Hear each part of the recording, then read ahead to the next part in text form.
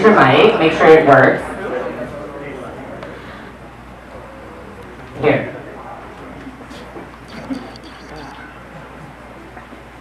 Yes. Oh, there we go. Fantastic. How are you? I'm good. How are you? I'm well, thank you. Thank you for being here. A lot of people know who Jade is, yes? Woo! Well, we're going to get right into it. We want to talk about people living with HIV, and you are an out HIV positive entertainer, and so am I. And we want to talk about social isolation, etc. So this is going to be really good insight for people in the audience and hopefully beyond. But so public understanding of HIV has come a long way. And there was a time when stigma led people living with HIV to feel very isolated. And while it's improved, stigma still does exist. Do you still experience HIV stigma at all in your day-to-day life? I would have to say that I do not at this point. Once I came out, like when I moved here, my husband and I decided to come out in one of the magazines that it's no longer Fad magazine. But we came out about our status, and now that everyone knows, there's nothing that they can say, so I don't experience any stigma. When I share that I'm HIV positive, people are like, oh, okay, or they either do the, oh, you're so brave, or are you okay? yeah, or oh, poor thing. Yeah. But other than that, no, I don't experience any stigma. Well, that's actually great because, like I said, stigma still does happen. But can you remember like a time in your life where it was probably the worst for you? And what's that experience like? Okay. So I was diagnosed in 1990. I wasn't even born yet! No! That's wrong. 1990 is when I was diagnosed, and I was living in Tampa, Florida, and that kind of news, if someone found out, I could lose my house or my apartment. I could lose my job. So you didn't tell anyone. Like you were very, very careful about who you told. So that was a completely different time. And I left Tampa because I didn't want my family to find out. So I moved to New York City. And there I found a whole community, and I ended up in the house of LaBeija. Paris is burning.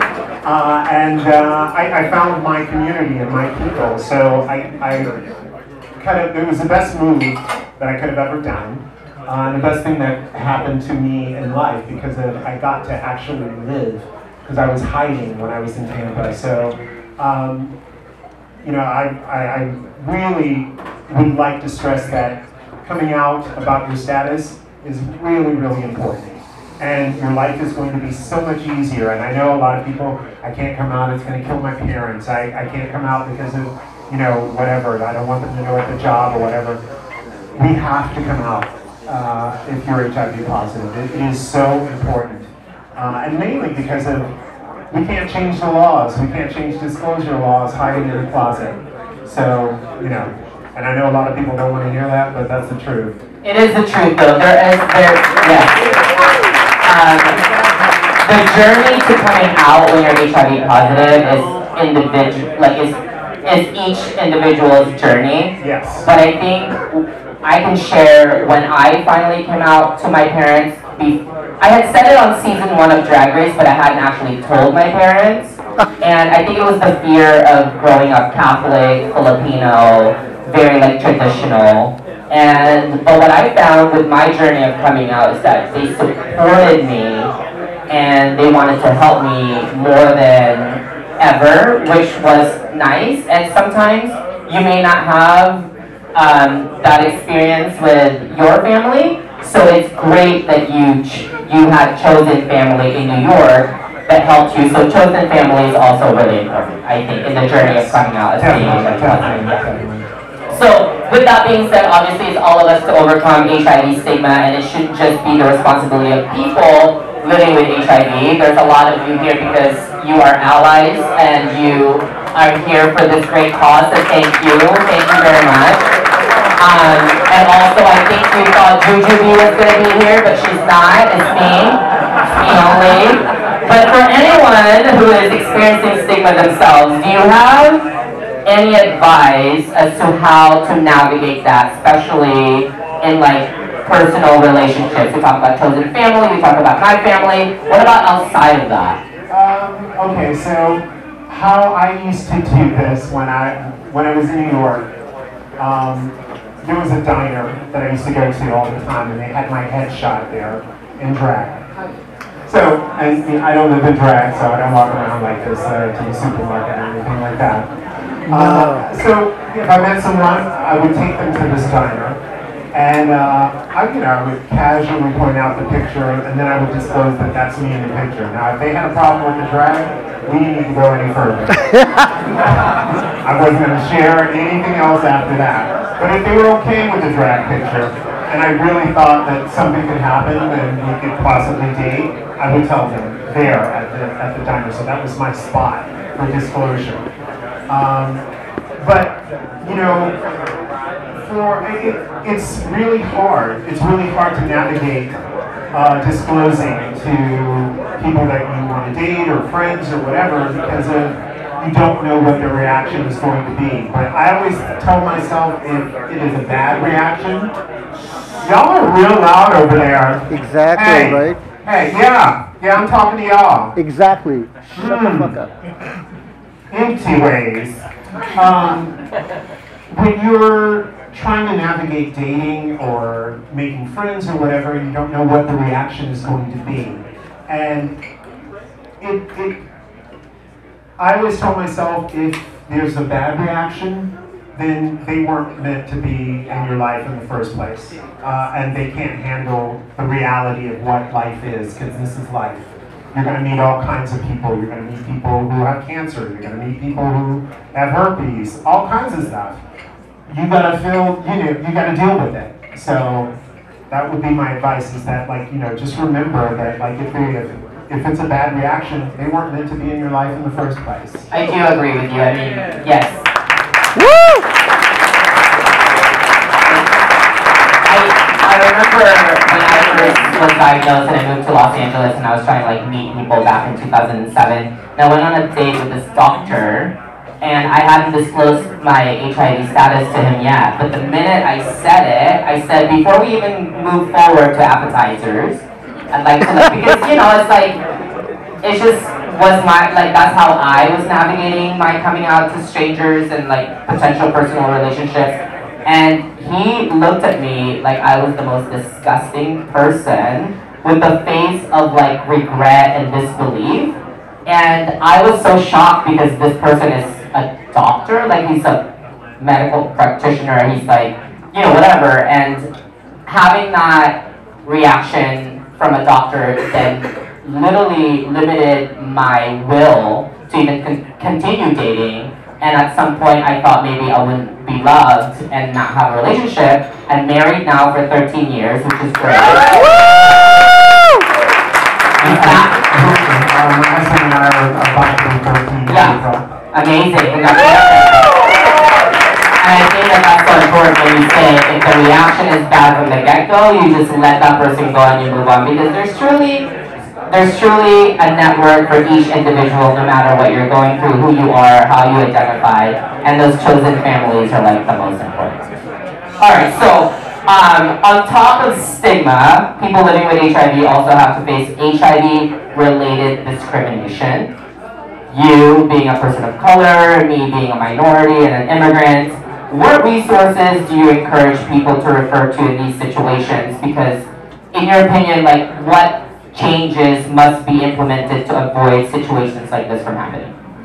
Okay, well, the first thing that I would tell someone is, regardless of where you are, ask around if there are any legal clinics for HIV positive people in your area. And if you don't know of any or whatever, if there is an AIDS service organization, they could probably lead you to one. So if you are being discriminated, go about it legally, to address it. That way, not only are you helping the community by addressing it, but you're also setting things in motion for the future, for other people to like realize that we can't let discrimination stand. We have to stand up to it, and we have to address whatever is being presented, you know, so that would be my first thing. And as far as like how to change things or whatever, you know, it's great to have forums like this where we have these conversations and people come and listen and stuff like that. But the other thing that we need to do, I think we need to take it up a notch. We need to have these conversations on talk shows. We need to have it on the news.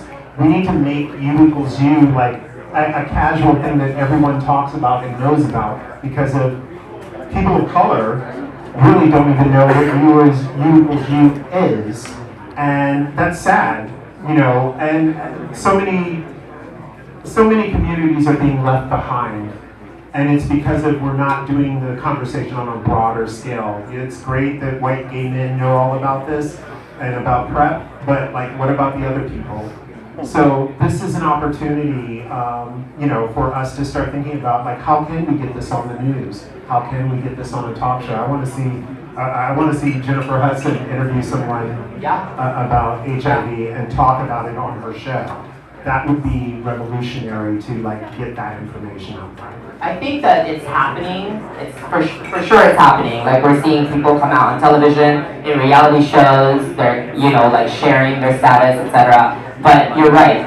Forums like this and conversations like this could be wider and bigger, which I think is great, and that's why I always love being able to do these types of events, because we, me, you know, as a Filipino immigrant, it's like I have a voice for someone else, and someone else can then look to us and say, I could do that if they can do that. Right. But drag does have a bigger voice and a larger power. I feel like people listen to us because we're drag queens, but beyond that, I think it's because we're living it and we're in this situation, so people hear us, which I think is great. Yeah. I mean, unfortunately, the thing that bugs me the most is that I know of some people who are out in the community who are not out about their status, and if they would come out, it would make them a big impact for the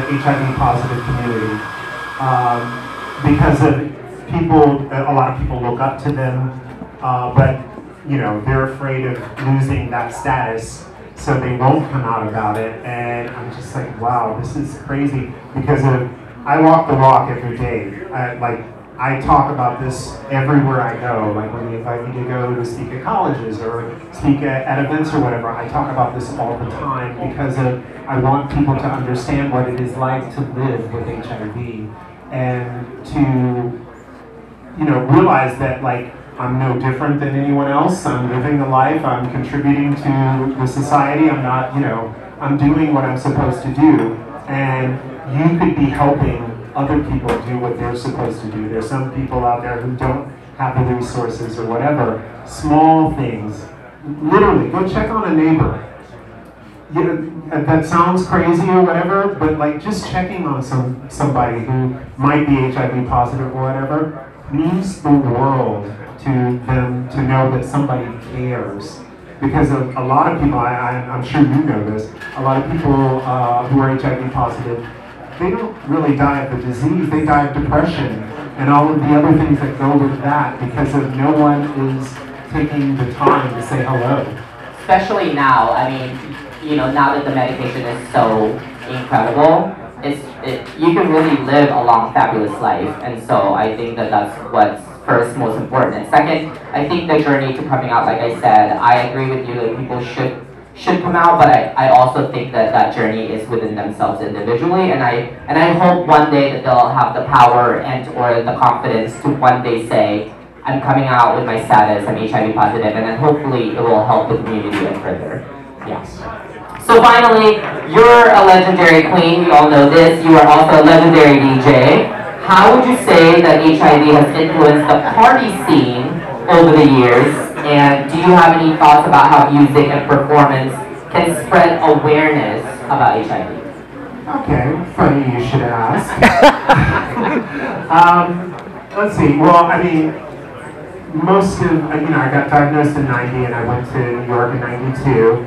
And I watched New York change over the time that I was there for like 17 years. I watched a lot of people die. I watched, a lot of people just kind of wither away because they didn't want people to know. There was a bartender that I worked with who completely hid his status, and I didn't find out that he was HIV positive until he died. And I was so hurt by that because he knew I was HIV positive, and I would have been a support system for him. I had a network of like 4 people that we always called each other and checked on each other. But it was so sad to me that was his ending, that he hid, and he lied and said that he moved out to LA and was in New York the entire time, hiding in his apartment dying. So, watching the scene wither away for some people, and of course in New York after 9/11, a lot of people left as well. That was kind of hard to watch, and we watched a lot of creative people who were making the scene die. So by the time I got to Toronto and I started looking around, there used to be a group here called Out and Pause.